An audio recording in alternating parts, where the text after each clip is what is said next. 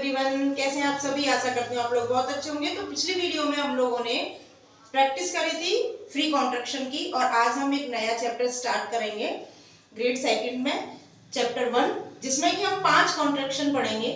5 contraction जिनका use हम कैसे करते हैं, कब करते हैं, कहाँ करते हैं, ये आज हम लोग सीखेंगे। तो ये 5 कॉन्ट्रैक्शन हमारे हैं। पहला है एंड, दूसरा है फॉर, तीसरा है ऑफ,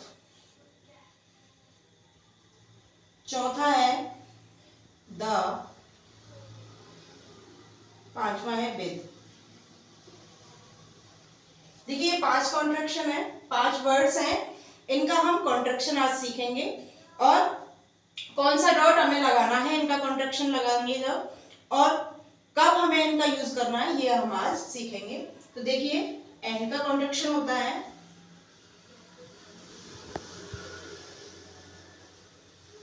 1 2 3 4 6। 4 का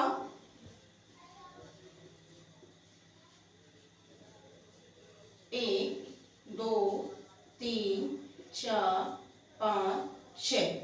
देखिए एंड का कॉन्ट्रैक्शन जब हम लगाएंगे तो हमें 1 2 3 4 6 डॉट लगाना है। 4 का कॉन्ट्रैक्शन जब हम लगाएंगे तो सारे डॉट्स हमें लगाने हैं।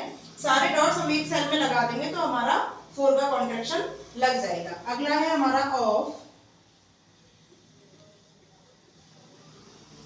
ऑफ का हमारा होता है 1 2 3 4 6।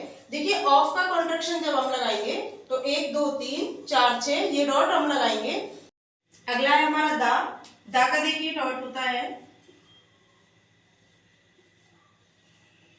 2 3 4 6। 2 3 4 6 डॉट जब हम लगाएंगे तो दा का कॉन्ट्रैक्शन लगेगा। अगला है हमारा विद। विद का हमारा होता है 2 3 4 5 6। देखिए ये हो गए हमारे डॉट्स कि इनका कॉन्ट्रैक्शन जब हम लगाएंगे तो कौन सा डॉट हमें लगाना है। अब बात आती है इनका यूज करने का तरीका। इसके 3 नियम होते हैं।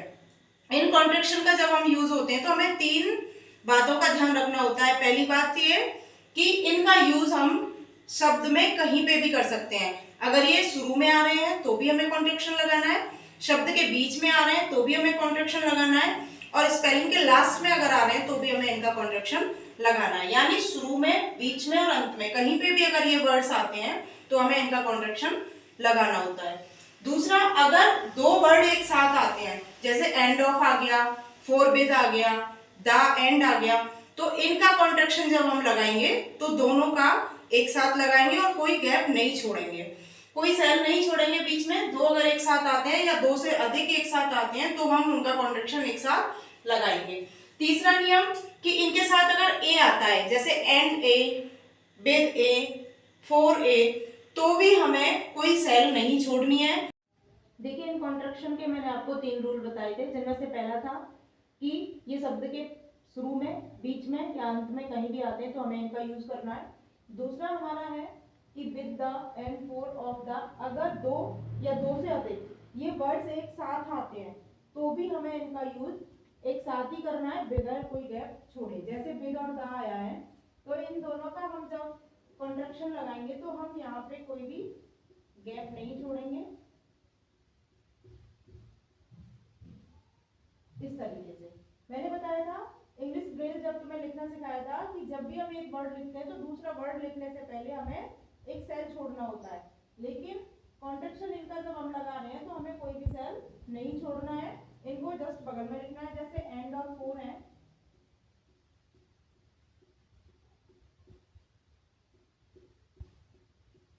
इसको भी बिना कोई गैप छोड़े लिखना है। ऑफ द है,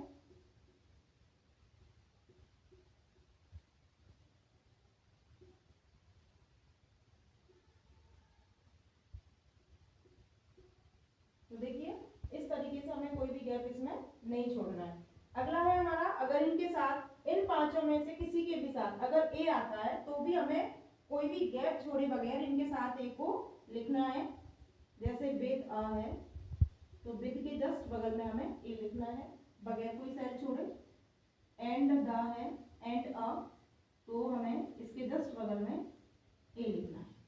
ठीक है, तो ये तीनों बातें आपको याद रखनी है। इन कॉन्ट्रैक्शन का यूज करते समय हमें तीन ही बातों का ध्यान रखना है, वो तीनों बातें मैंने आपको बता दी है।